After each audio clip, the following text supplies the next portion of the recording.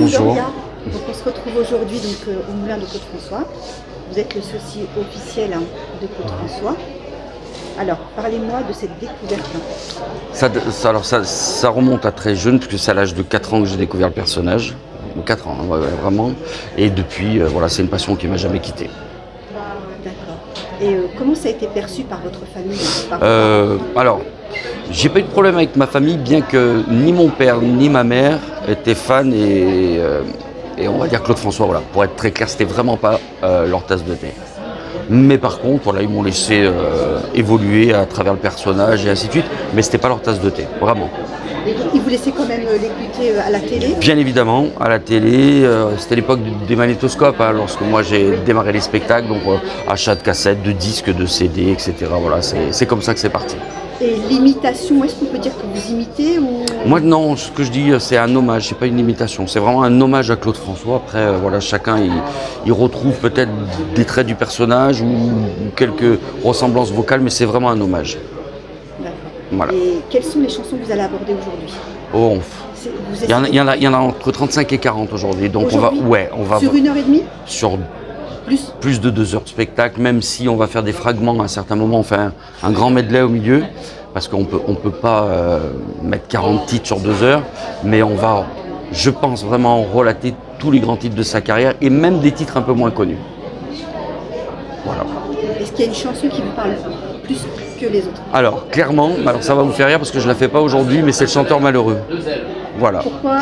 Parce que je l'ai fait pendant des années, et comme beaucoup de gens reviennent dans les spectacles, on a essayé un petit peu de modifier cette année pour pas toujours leur servir les mêmes titres. Voilà. D'accord. Et vous vous produisez dans plusieurs villes de France?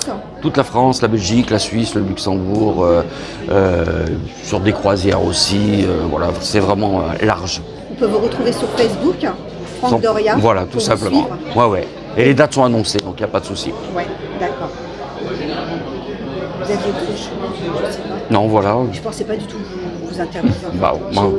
Mais vous avez bien fait, et voilà, je suis toujours ravi. Ça fait 24 ans que je passe au moulin, depuis mars 2000, et c'est toujours un vrai plaisir de revenir ici. Voilà. 24 ans? 24 ans. La première date, c'était le 26 mars, je l'ai dans la tête. Parce que ça fait 25 ans que c'est... Ouais, et ça fait 24 ans que je fais des spectacles ici. D'accord. Ah ouais. Moi, je viens que depuis août 2020, donc c'est assez récent. D'accord. Ouais, 24 ans, le temps passe, hein.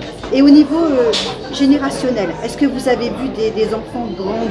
Vous l'avez vu tout à l'heure, c'est-à-dire qu'il y a l'ancienne génération, forcément, il y a la moyenne génération, et puis maintenant, on a la nouvelle génération. Qui a à peu près 14-15 ans? Entre 14 et 20 ans, ouais. Et 20 ans. Ouais. Et qui suivent encore. Il y a même plus jeune, hein, mais on retrouve quand même un noyau de 14 à 20.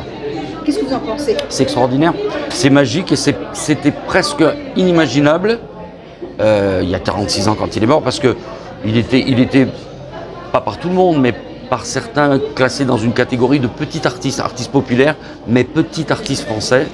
Et Total, sans tirer sur les autres et sans mettre le point sur les autres, mais alors c'est mon avis, hein, mais c'est pas que mon avis, puisque les médias parlent, on a plus vite oublié des Bécaud, des Brassens, même des Gainsbourg, plutôt qu'un Claude François. Donc comme quoi, le texte, c'est très bien, mais il a démontré finalement à travers les époques que c'était pas tout.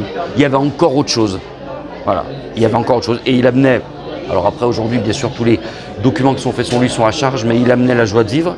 Et je pense que c'est peut-être ce qui me manque aujourd'hui. Alors c'est peut-être pour ça qu'il est autant mis en avant aujourd'hui. Voilà. C'est ce qu'on recherche.